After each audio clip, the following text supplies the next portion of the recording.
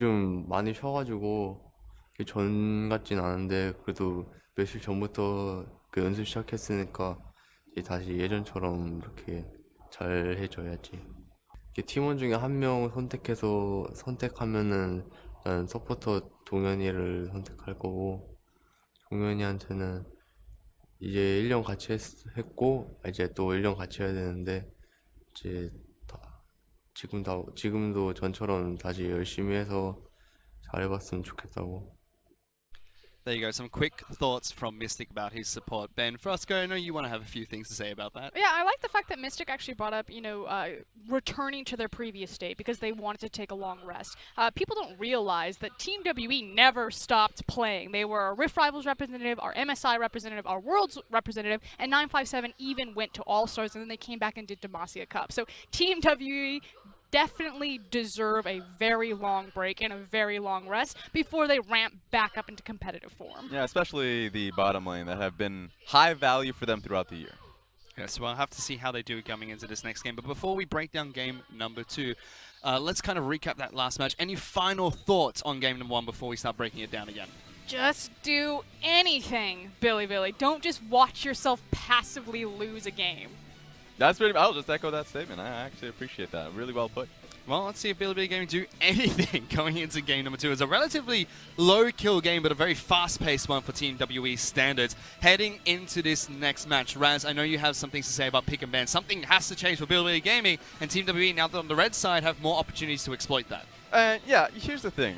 I'm usually a man that loves the creativity when it comes towards mid lane counter picks if you can play them and if you can support the pick. So if it comes down to something like a Xerath, a Fizz, whatever you want, I want to look towards the bottom lane and say, well, then your pick priority should be giving them priority like a Varus pick to really get the pushing wave going for them. Not giving away Kog'Maw, not giving away Tahm Kench, because those two picks are incredibly strong as you scale up, but also kind of deny a lot of early portions of the game, deny a lot of picks, and Yeah, I just don't like it. If you're going to give away late game scale like Kog'Maw and Azir, you have to do something in the early game. So grab the tools if that's the trade you're going to make, because Team WE, we've always said it about them, they do have this massive hole in their game plan where if you hit them pre-15 minutes, a lot of time, especially if Condi's not there, they're not going to hit back. But if you just kind of watch them scale up and do their own thing, chances are they're going to style on you in 27 minutes.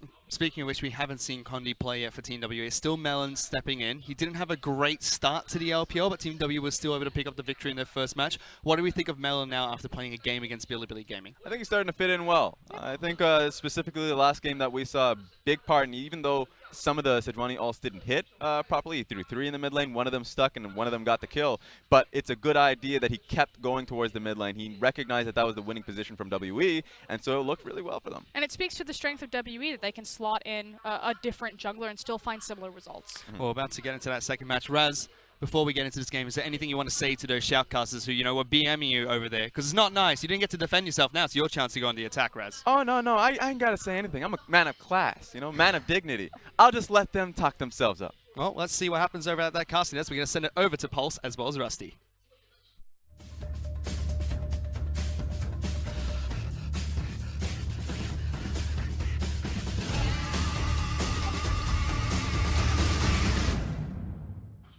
Cheers, Fish. Now, counterpoint, Your Honor, we had the real reason what was wrong with that Biibili comp. Now, Zach, what was the problem? No, you just said it. That was the problem. Nice one. That was an accidental pun.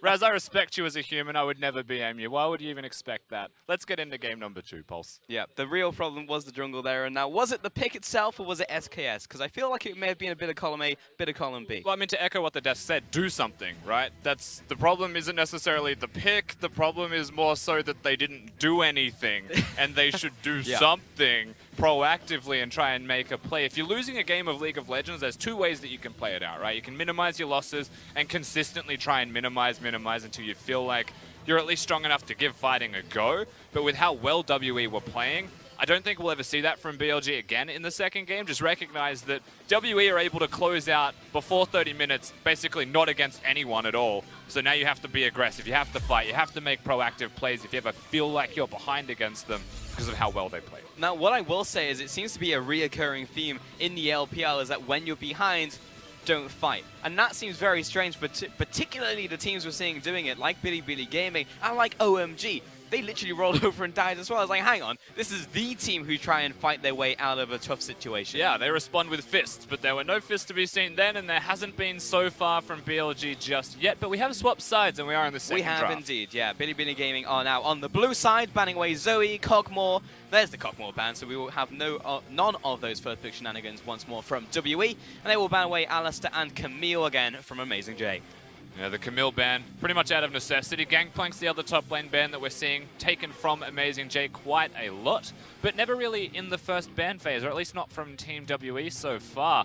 Being on the red side does give a counterpick to the Team WE roster, and I wonder if that's ever going to be 957 in his wildest dreams, or will Shie just be the one who continues to get that? Now will be the final ban from Biibili Gaming.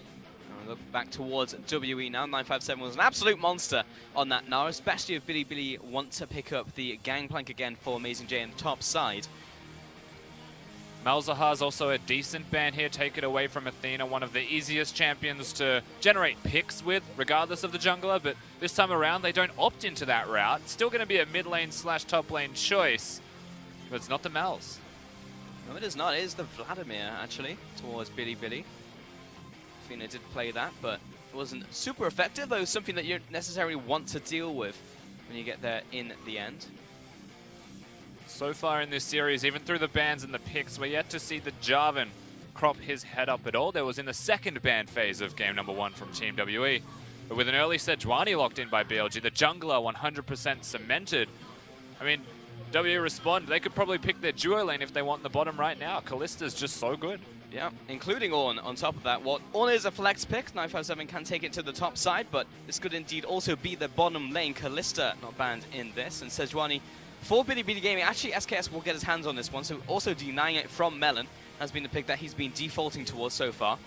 Amazing J does love his carries, so we'll see if he opts into something of the like to try and combat the Ornn in the second game. So now we're back to posters. Yep, I do wonder if there is a problem with champions. No, there isn't. It's fine. No worries. There was is a the surprise. Gangplank. Surprise. Yes, I've got to hide that one from you. Yeah, Gangplank was in fact the pick here for Amazing J into the top lane. There's no Gnar that he has to deal with now. No, there's no Vladimir, there's no Gnar. Options that you would pick into Gangplank. There's Urgot. still definitely things... Yeah, look, Urgot. Thank you. It has been done, so I'm not going to discredit you on this instance. Yeah, I don't know if that was more of a Gimgoon special, but Biibili Gaming will pick up the Varus actually now for the bottom lane, and Jarvan on the opposite side for Melon, so we'll go towards the jungle pick there. Something a bit more aggressive, has a bit more fighting power. Yeah, so the Varus into the Kallista, alongside Tristana, one of the good laning matchups. It has a lot of wave clear and a lot of lane presence regardless of who the support is. Now, there are supports being banned by Team WE away from Biibili Gaming. I feel like it doesn't matter too much, however. Road's still going to be able to pick up as he'd please. They get rid of the Tahm Kench, which is very good into Ornn, but so is Braum. And so I feel like that'd have to be their second ban if they're committing along the path of let the engage of Team WE successfully engage onto the Varus. You would expect so, but there is also a chance that Ornn goes to the top side. Would also be able to deal with the Gangplank matchup. We saw that before, though the Gangplank actually did in the end get the better of the Ornn somehow, some way in the top side. And it will be again another Taric ban from WE on that side, so they have left open the Braum pick.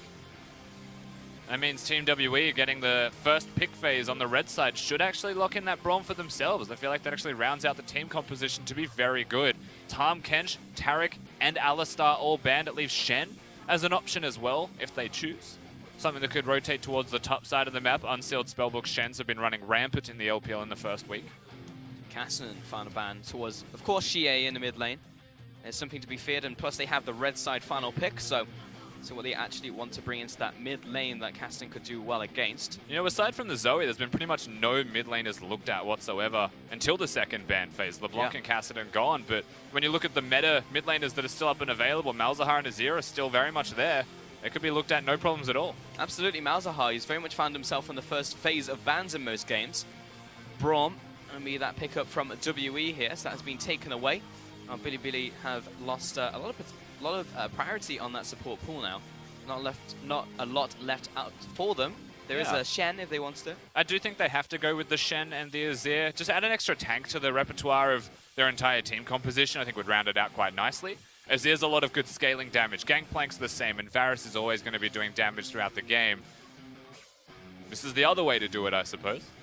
Yeah, Janna was banned out last game, but that was by BLG, and specifically because it was a Kog'Maw on the opposite side, but they could also pick it up. Now, That's Azir not is the pickup for the mid lane for conventional. Athena. I'm not going to talk about it until it's locked in. But yeah, Azir, very much the classic lock-in. 3 seconds left on the support. And they No, do it'll be Janna. opt towards the Janna opposed to the tank. Something that can provide tankiness, so to speak, with the Monsoon, with the shields there. To give a bit of extra laning presence to Athena, who's already going to do quite well in that lane. The last pick does get to be a counter if they choose towards the mid lane for Team WE, towards pretty much the MVP of the LPL so far, and Shie. He's been playing out of his mind. He absolutely has. In fact, WE just have crazy KDAs right now because it's just been, you know, smurfing and bronze pretty much. I mean, Did they just Shie came die in. in the last game? I don't think so. I mean, they only had 1 death, right? Because it was at the very end of the game, so True. very unlikely. You've got a 20% chance of it being Shie. I don't think it was. Well, if he hasn't, then he just hasn't died in the LPL and is the only one on Team WE. I mean, even if he has, then it's still a very high KDA. Right now, he'd just be operating at infinite, so. But the final pickup was Ryze into the mid lane, and he's pretty much just going to protect his KDA even more because it will have that combo, be able to Zhonya's and ult out. Yeah, so. I don't know if you guys watched the EU LCS last night, but I'm having flashbacks already. I'm Oh my God. traumatized by the amount of times that Exile used the Ryze ultimate Zonya's combo. He lived the game golden. But He that was overextended to bait the enemy team on purpose. Like, the game was literally, I will overextend, and they will come to me. And then when they do that, go get something. And that's our game plan. The end. It was rough. Anyway, we do have a Ryze again in this game, and that is one of the strengths of Ryze as a champion, and one of the things that can be brought about from Team WE compositionally, especially around mid-game when most Ryzers switch towards the teleport before the Ghost iteration of the Unsealed Spellbook changes. As we get into the second game, we've got 2 compositions that very much want to scale. I mean, especially the Ryze getting in there, the AD carries as well. We'll see some early skirmishes. I want to see Biibili get out onto the map. And this time, there's no Zac shenanigans. This is going to be the Sejuani, and the first pick as well from BLG. You know, when it comes to laning matchups and early game control, something that is required for both of these teams, you know, last game WE had it and they just steamrolled their way through the entirety of it. BLG do need to have some kind of early presence. Now, they picked a Varus, which I think is the correct call. It adds a lot of lane control in the 2v2. The Janna's just going to once again focus on empowering Jin Zhao, and he's a very good carry player when he's empowered and allowed to get going. So hopefully he plays his little heart out, because he's going to have to. He's going to have to provide another winning lane for BLG. Gangplank versus Ornn is kind of a skill matchup. Ornn's always going to push, but if Gangplank plays it exceptionally well, we have seen kills coming out for the GP on the flip side. Amazing J is a good enough player to try and make that happen, but 957's fairly indomitable as you go with top laners.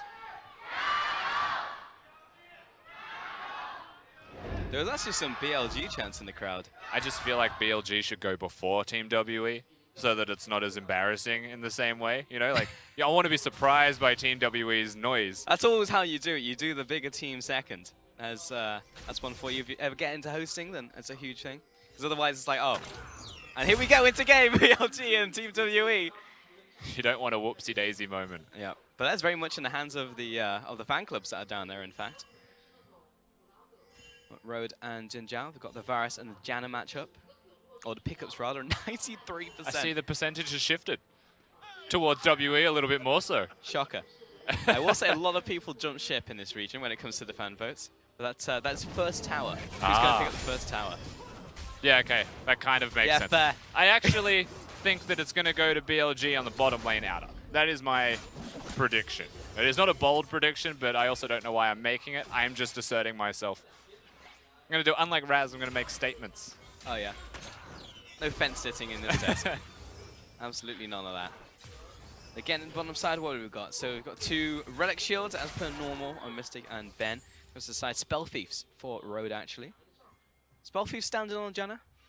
It's matchup dependent. If you're into a tank, you can absolutely go Spell Thieves, right? You're going to be able to proc it constantly, and in terms of gold, that is where you want it as Janna. And then you're looking at perhaps the move speed to stay alive, and against the composition that WE have, it's not a bad choice if you're able to hit the Howling Gale and just actually Usain Bolt out of there to keep yourself alive.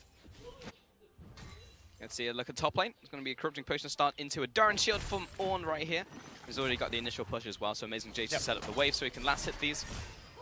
We were talking about it yesterday. There's only two ways a Gangplank can play a top lane, and that is queuing the enemy or queuing the wave. And Ornn tends to be a queue the wave matchup just because you can't deal with the amount of push that he has so early on. He's out of push, and as soon as he walks into lane with Durran Shield, it's like, yeah, I'm actually just not going to queue you ever. Instant flash away, and a cleanse as well. Athena keeps doing that. Every time he sees the enemy jungler, he just mashes both of his panic buttons and runs away. Yeah, the cleanse wasn't necessary. I think he just expected the knock-up to hit, perhaps, and wanted to cleanse flash his way out. Yeah, if it was a QE flash from Melon. Yeah, but he's alright in the end. Both summoners are gone. SKS has no health. He's not nearby, and they haven't spotted the Melon, who definitely just saw SK's recall, so he's coming back. Melon is en route, and he's in place. Flag, drag, knock-up, auto-attack, and, I mean, who could have expected that one coming? A repeat gank there from Melon, first blood. That is actually clinical from Team WE, going to the same lane where they get the summoners from before, but I didn't expect it to be a dive. I didn't expect it to be that aggressive, but still super well done from them. And the real reason that that is allowed to happen at all, which is super cool to see, is they've got a minion dematerializer on the rise, who on a cannon wave, killed the cannon, and then they just dove with the cannon, so there's going to be a wave there. Very good timing from them. Results in first blood. And Melon is actually starting to get to the point where he's able to temper his aggression and his defense. Like, he's integrating into the team very well, and this is, what, like his third, fourth game on the team? Maybe fourth, I think, right? Yeah, fourth because they game. got the 2-0. So, yeah, Melon is actually doing exceptionally well to get those kills over to his laners, and they can do the rest. The one thing that we have noticed from Melon is, whilst he doesn't often make very active and constant plays, when he does, he's diving. Like, when he does make that movement, he is so far into that decision that no one's going to slow him down and stop him when he's got his stride on. That's KS. He's located Melon. He takes away his Grump. Melon isn't particularly happy about this, though his bot lane can't react as they are pushed in, so Melon has to flag and drag away. Yeah, he's a level down, so the smite was at a disadvantage for WE's jungler. He made the gank, so that wins the middle lane, but SKS actually makes a very smart move and goes into the jungle and tries to change the tide of what has been happening in the first game, maybe make some extra proactive steps. He's getting into the jungle there, but I'd like to see him start trying to affect these lanes. I mean, bot lane's already pushing, so fair enough, but mid lane, I need to try and do some catch-up work there. Top lane is actually consistently being shoved in because 957, while he's on, into a Gangplank matchup, so potential to see him go up there. We'll have to see how Shie goes with timing on that ward as well. The Wolves have literally just spawned, so that is very well done. If it's Melon communicating or if it's Shie communicating when to place the ward, the Wolf camp. They get vision now of if Sejuani wants to show herself on that side. Instead is doing Krugs, but through process of elimination, kind of is on the bottom side of the map after the invade. Isn't it Raptors because there's already a ward there? Isn't it Wolves? Is either in bases or at Krugs. I'm getting very concerned about the top lane right now as we get the coin getting picked up by Amazing J, so the banker flank is in play. Teleports back towards the top lane, but this is a big CS lead right now, and he will maybe get 3 or 4 minions from this next minion wave crashing, but that's still like a 20 CS lead, if not like an 18. That's 3 minion waves that 957 has. Yeah, it's an unreasonably large deficit for 5 minutes into the game, Paul. Something has happened up in that top lane to shift the tides. You don't expect the GP to be winning it, but you also don't expect to double his CS at 5 minutes as an Ornn into a Gangplank. Gangplank's just really difficult to take down and kill, and all I've seen so far is that was a teleport Ornn somehow, is actually just pushing him in. Gangplank under turret. Surely he can't miss that much CS. Yeah. I mean, the most depressing thing, and now he's got the coin, so at least he gets something from those missed CS, right? But the most depressing thing is he went back with not quite enough gold to finish either the Sheen or the Face, so just picks up an item of both of those items. And you could be 10 odd CS down because your your Klepto will make up for it. You've also got the coin there, as you mentioned, so a bit of extra gold income, and then the Q. So he's trying to make as much money as he can to compensate. It's just that the difference there is so substantial that I don't think it'll really ever make up that difference until we get to 15 to 20. It is staggering, but now we just want to see him at the very least just try and even up that CS. Gets to the point where it's only going to be 20 in difference between them instead of getting worse and worse and worse. But we'll see how that one goes. SKS hasn't even touched the top side, but there are many, many wards up there. There is a control ward, got a crab going down, another ward in the jungle, so pretty much wherever SKS goes, he is being tracked. There's the teleport for Shie into the middle lane as well. Right, starting to change up those things. There's another minion dematerializer on the cannon, and you can see how straight away he has control of mid lane. He has the push, and he's able to time that now where if he wants to assist his jungler, he can, but he's going to go pick up the blue buff instead. So SKS with a well-timed decision to go into the enemy red buff, knowing full well that no one's going to be there to stop him, even though Xie has control of mid lane. Yep, it is good. Again, bot side control goes over to WE here, though they haven't placed down that many wards. First dragon of the game will be Mountain, which is another very valuable first dragon to have in the game. 957 walking back up here. Let's see how he plays this laning phase. So we haven't seen a bunch of it, but I think he's just constantly using his Bellower's breath here. SKS has spotted him, but he just dashes away. Walks it out. There's no crowd control from a Gangplank unless the keg hits or if the ultimate's used to slow him. And with a full health Ornn, I mean, it just pushes him back, maybe alleviates some pressure for AJ to try and farm the wave out, maybe reset some control and tempo in that top lane 1v1. It was more of a, I have the red buff, let's have a look. Yeah. Let's give it a shot. I mean, 957 at the very least. Maybe they burn his flash, maybe they burn his ultimate, but so hard to kill Ornn. He's just resumed position in front of Amazing J's tower. Yeah, and Melon has immediately responded. He's on the bottom side at the Krugs. That sets himself up for a bottom lane gank or for the enemy red buff with the vision that they've got. Kalissa's also throwing some wraiths out to have a look down there as well. As far as timing goes, if WE's bottom lane has 30 seconds, if the clock doesn't turn yellow on that red buff, then it may work out for them. It's just that Melon's wasting a lot of time. He'll jump onto the dragon though. He's level 6 and has a Stalker's Blade and a longsword, so he should be able to sell away here. But she is going to come down and help him anyway. Yep, is the slowest attacking dragon. Oh. Going to be an ultimate from Amazing J. He's got SKS here, but he's coming in from the bottom side in the river. It's going to be down on this ultimate, but while he gets the stun, 957 will force a flash as well. So Amazing J now has the flash advantage. They gave it a red hot crack pulse. I like that they gave it a go. And unfortunately, trying to take down an Ornn is not one of the easiest tasks that you'll ever do on Summoner's Rift. 957 still controlling. Yeah, he's just going to jump on Amazing J, and that's essentially the lane. He's got the Grasp of the Undying, so every one of these trades is going to make him more and more healthy. Amazing J will probably take a drip back to base. But now there is the opportunity for SKS to try top lane again in a little while, because there is no flash there. And there's Rogue jumping on top of him, flashes, ignites, and then comes Athena, sweeps up the kill. Yeah, I didn't want to comment on it until I saw it, but I had a feeling that Road, by playing Janna, by having Ignite, and by having Aerie, was going to be one of those guys. You know, those guys that nobody likes, that maxes W and has Ignite as Janna. That was a lot of damage from Road just there on the Melon. Does rip him apart. 100% a W max Janna. One of the worst. Gave him some boots early as well, 9 minutes and 30 seconds because of the assist, so it's a nice little bonus to get, not just the assist on the kill, but move faster back to your lane. And again, Road getting caught now on the bottom side, and they know that he doesn't have flash. Though he just popped the Monsoon, in comes the Fate's Core, he pops the perfect SKS timing. is in. In comes SKS, does he have the ultimate? No, he does not from the previous engagement, though Mystic may fall anyway, the knock-up still connects. That was a long-range tornado. And I understand what WE were trying to do. The no summoner spells there for Road. You can 100% look at him, try and take him down. But the perfect timing, the stopwatch was available, and he survives for long enough that SKS comes in, and Jin Zhao was freely hitting the entire time. WE, they overstep their bounds. They try and take something where it backfires. And now BLG get that turret. And Called frankly, just props to SKS. Because he was in the right place at the right time, comes in for the counter gank, gets the kill, takes the tower, first blood tower as well, and this is now a lead to Biibili, the first one they've had in this entire series. And all 93% of you WE fans are wrong, and I was right. Well, they still have to win the game. Oh, that's No, no the question. question was That first it was tower. the first tower. You're absolutely right. You were the 7%. Even called the tower. Fair enough, Rusty. You win this round.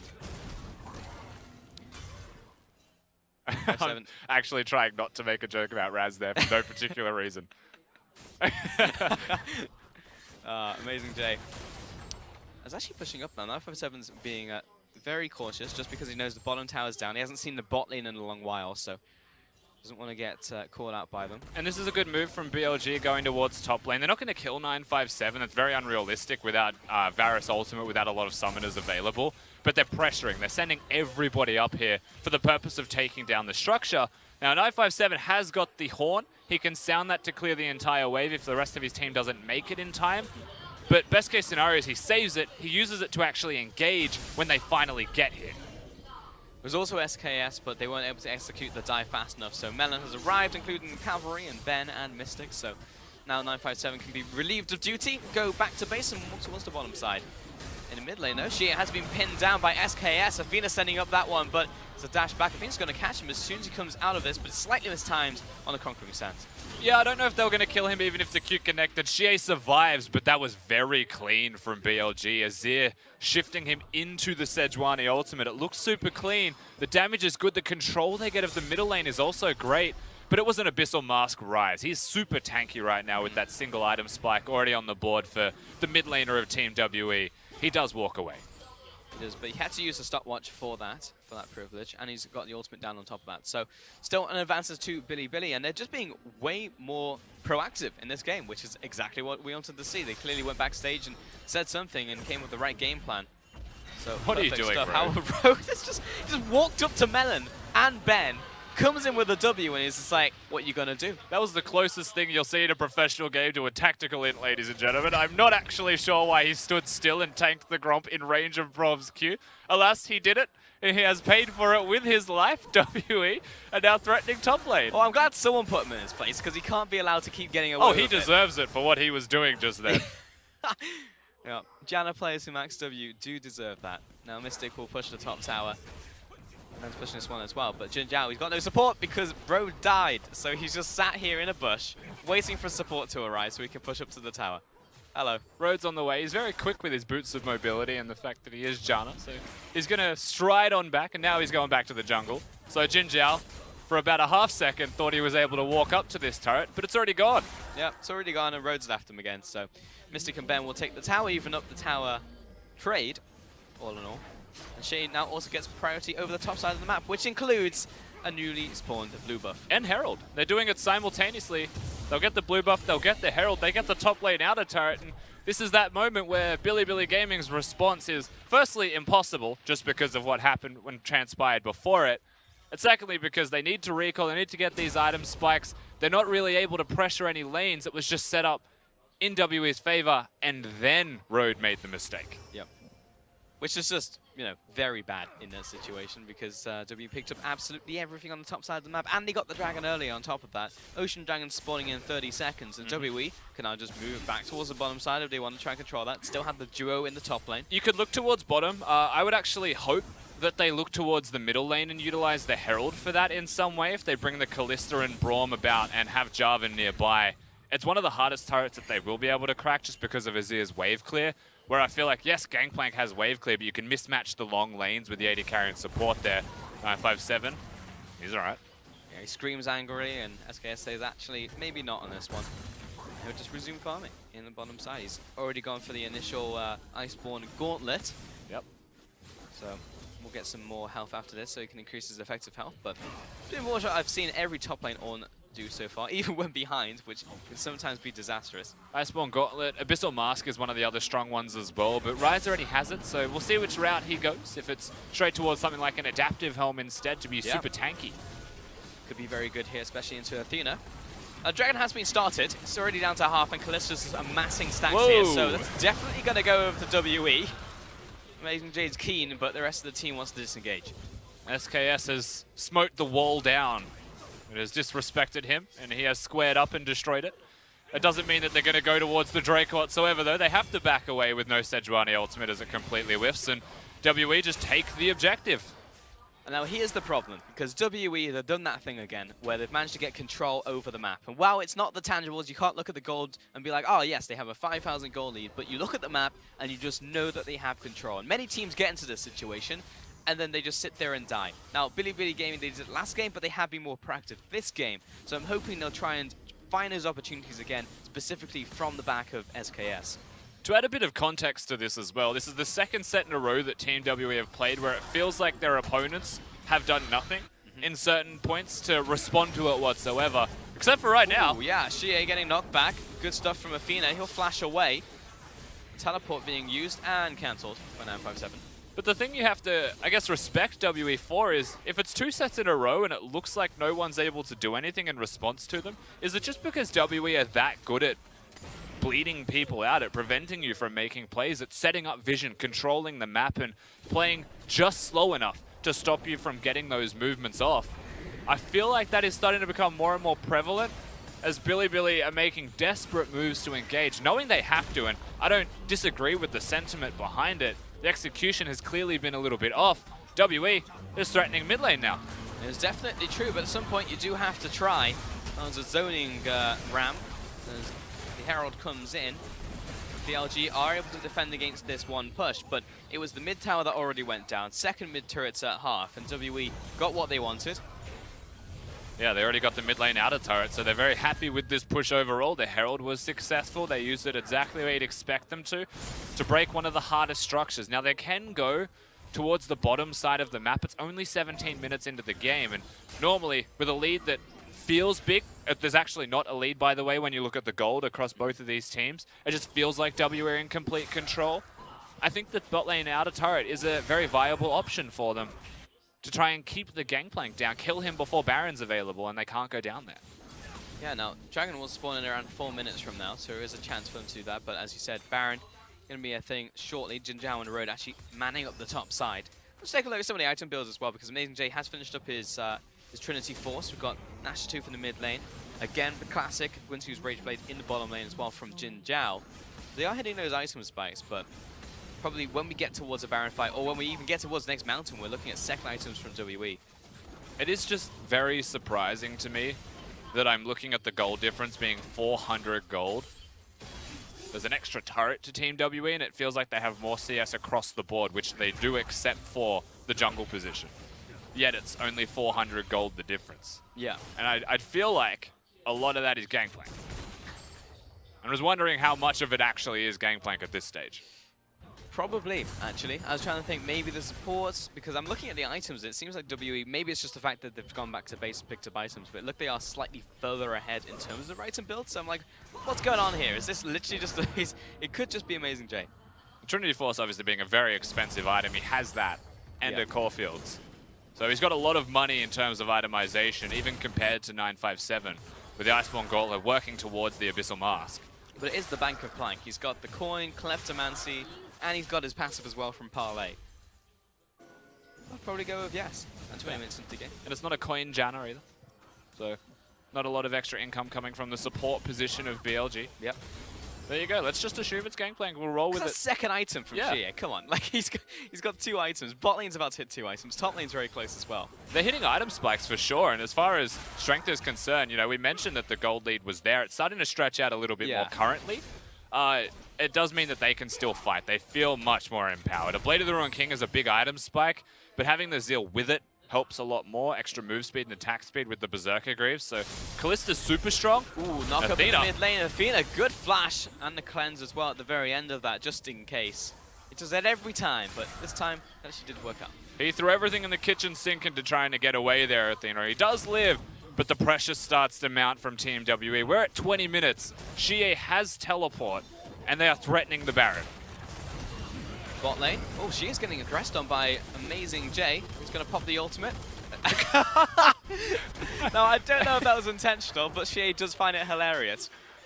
It was a party Zonias. It was a stopwatch, though, so it was clearly a mistake. I immediately looked at Amazing J's items and was like, does he have a Zonias? Is he messing with us? No, I was looking at Shea because he was just busting up laughing. It's like, what are you doing? Let's hope he doesn't need that stopwatch in the coming fight for man. BLG. You know he's going to now. Because that is super tragic. He was winning the trade as well, force Shie back, and that's a good, promising move to the side of BLG if their split push is able to control and handle the 1v1. It is unfortunate, especially because Mountain Dragon's spawning in 20 seconds. Baron's going to be objective, no doubt, shortly. In fact, WE have already made the first steps and started to ward it out. So, combat ready, everything is something that you want on your side. He's even picked up the Ghost Blade, that being Amazing J. Yeah. W have a Mountain Drake, and there's another one spawning in 5 seconds. So, if the game plan is to secure a Baron, I would definitely say that this warrants them moving over to the Mountain Drake as a high priority objective, once again to make their jobs easier when they then transition back over as SKS. Engaged by SKS, yeah, it's right onto Melon. He's taking a lot of damage, but he goes into his own perfect timing stopwatch, and he'll jump right on top of SKS. Maybe his dying breath as Athena will finish him off. Fate's Core comes in and missed it, looking for the re-engage, but out goes the target he was looking for. Ben has to flash out. Now she has turned up to the fight.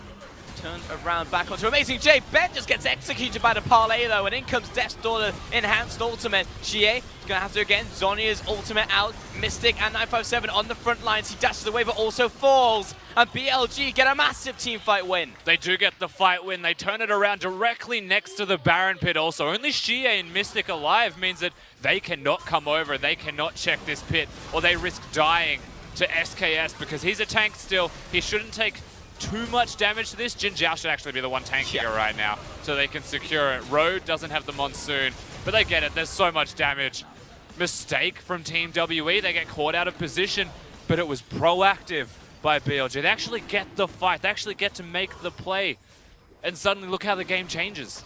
And frankly, it was really just from SKS right there. He tossed the ultimate. It was like, perfect. Well, that's the engage. There it is, right onto the enemy jungler. The amount of damage that's followed up with it as well. Road comes in, is able to secure it. Of course, he's got his eyes set on the damage. Jin Zhao also connected with the ultimate. And Athena has been consistently hitting that entire time, playing very well on the Azir, but to scale it up and to secure with those items. From this point, they probably shouldn't have even gone in and made that play in the first place. Yes, it forces a flash, but so does Ben immediately afterwards. And then WE to spend this entire time responding. Xie also should have just ult Zhonya's his way out at that point instead of flashing the wall.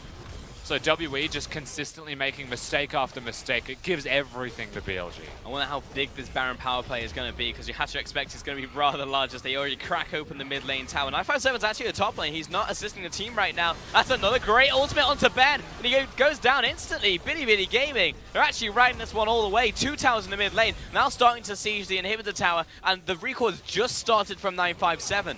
No time to put up the door for Ben. He is gone. Amazing J, and they go in one more time to find Xie. Zhonya's, but there's no ultimate from Xie, and he'll just fall as well. This is a kill, a tower, a kill, a tower. But the question is, how far can he keep on going?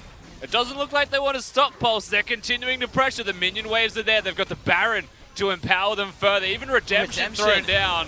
And WE, if they put one step wrong, another person dies, and this could be a Nexus turret, maybe even more than that. And BLG in one push could end this. Menon's gone for the engage, and they've gone for this one proactively. Road, he spotted the ultimate there as well, and another kill over to BLG.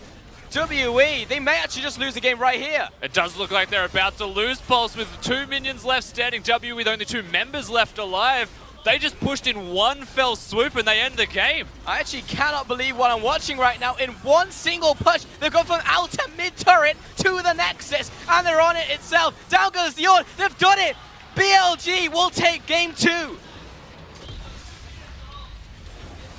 Things that I didn't expect to say in 2018 after that first game is that BLG just ripped apart Team WE. What just happened? They were given an inch. It was the first time we've seen in this whole series that they were given anything, and they took the game with it. Yeah, they found an inch and took a mile. Sure, but it was literally a game where WE were winning until they lost. It was from outer mid-turret to the Nexus.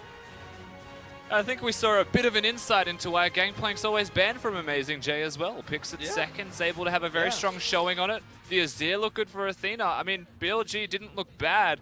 Even when it felt like they were losing, the gold wasn't substantial. It capped at 2,000 for Team WE at most. Look at that gold difference, all at the very end of the game. So the first drop was the team fight, and then the second drop was the push from outer to the Nexus there. And Amazing J's damage, plus Athena really just saves it all. Yeah, ending a game with 5,000 gold, the difference just under, is exceptional to see. Usually it's 10,000. Any less than that, and a team's just very aware of when they can end. But realistically, the reason that it ended is because WE just trickled and died one by one, mispositioning. If they just stopped dying, grouped up as 5 and defended an objective when they're all available, the game probably wouldn't have ended in that position, but BLG just capitalized. I mean, it was worst case scenario, like a death and then a tower, a death and a tower. They respawn, they die again, and like literally the worst case scenario, but it was still Biibili Gaming. They opened up those situations that they needed to. The first pick, Sejuani, really paid off, and I was really excited to see that in the first place. It's like, this is exactly what they need. It's not like a charge upon the Zag, then jump in. It's, no, you just click the ultimate, and then they actually get engaged. And that actually turned into the win in the end. Anyway, that's it from us. We're going to send it over to the analyst desk to break down a very fast win there from BLG. Thank you, gentlemen. We are going to do just that. And Frost, before we left the analyst desk, he said, Billy, have to do something. And Biibili Gaming did. They won the game, Frostgoon. How did that happen? It was beautifully done in team fight execution. I mean, early game, we had some incredible individual performances by both Team WE and Biibili Gaming alike. Rhodes, Jana comes to mind. The amount of times that he caught Jarvan out with the tornado or just flashed forward and hit him with the W nuke, as well as the incredible early, like, 4-minute dive from Melon and CA on that Ryze Jarvan combo was just like... It was great. I think that the early portions of it, everybody was hitting on WE doing really well in the early game just because Melon had a good insight. You already touched on the dive that happened mid. It was so good. The was Ryze great. to get the cannon creep, as Rusty explained, the cannon wave crashes in. Melon reads the fact that the ward is going to be placed on Raptor Camp, hides himself in the side bush vision, waits for the back to complete, and then looks for the dive. And of course he times his flag and drag until the duration of Ryze stun was nice. But then, of course, it turns a little bit earlier than we all think it would, because people will look towards the 22-minute team fight. Of course, Azir, man of the match, Mr. Athena, comes out with a victory of it. Gets the incredible Ryze play in that fight. Is that what it's called, Raz? The Azir man of the match now? Azir man of the match, it has to be. Well, the thing is Raz was just talking about how, 22 minutes, you don't necessarily expect that type of damage to come out of the Azir.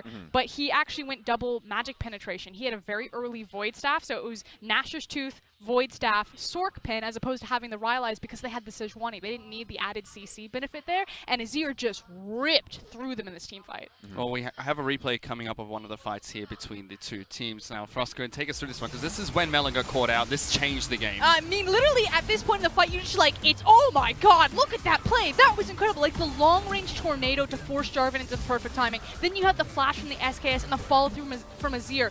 Varus Jin Chao is now going to flash away from the Braum coming in. It's like so many great individual plays to dodge that much CC and that many skill shots were so well done from Biibili. And the Monsoon to just kind of finish it off here, where BLG are able to chase this through because they are healthy enough to win the preceding fight. Yeah, and then the fact that the Gangplank ultimate wasn't used until the very end of the fight as a chasing maneuver just tells you exactly how well that was going for Biibili. And this is what we expect from this roster and organization. They've never been a good laning team, but they've been an incredible 5v5 team, and we finally got to see it. And I think the difference going into Game 2, difference between Game 2 and Game 1, were the fact that BLG could defend themselves. Sure, WE had an advantage. It wasn't massive in any case, and they had a real struggle being able to take down mid lane turret, being able to take down top lane turret, because BLG went into a defensive format. Azir, you try and push him down, you actually have to have a strong enough formation to form around mid and to be able to dive him time and time again. Even when they took the outer mid lane tower, it was a difficult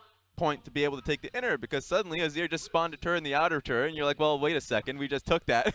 So there was just so much time being bought from Biibili for a moment like that. And that was the point where the cast was saying, at the end of that match, they gave them an inch and they took a mile. There was one point in the game, Raz, where they caught Braum underneath the inner turret in the mid lane. You said, yep, it's over. It's gone. It's coming back to us in a second. Let's figure out what we're going to talk about. And that's exactly what Biibili Gaming did. They were able to just steamroll the game. Yeah, it was one crack. Just one crack that they found opening it. And Biibili just kept moving. They got the Baron. It should have stood still. I mean, Zach really said it well. Rusty just said it at the end. They could have just formed 5v5, look for a defense on any turret. Didn't matter. You lose the first turret, okay, just walk towards the inhib turret. You lose that, just don't walk in, don't trickle in and die time and time again. And that's what happened to her. And we say this all the time about the LPL teams. Because the league is so big, because there is so much superstar talent scattered throughout these rosters, if you do give a mistake to one of these, what we would consider kind of a lower tier team, they will take a block off of the higher tier teams. Everyone can lose to everyone because the rosters are that stacked. And Biibili Game are definitely looking good now. We questioned them coming into the LPL. We knew that this was the match where they could really prove themselves, and now they're taking it to game number 3. What do we expect for them going into that third and final match of today? I think more priority for Amazing J. Raz said it himself, seeing him on that Gangplank pick, it was a completely different version of them, and so I like to see them continue to funnel resources into their top laner. I agree with that holistically. It doesn't matter what pick it is, if it's the GP, if it's the Camille, if he finally gets it. Give Amazing J what you can. Well, we're going to go into game number 3 really shortly. We'll break down that game as soon as we can. But first, let's go into a very quick break. We'll be back shortly.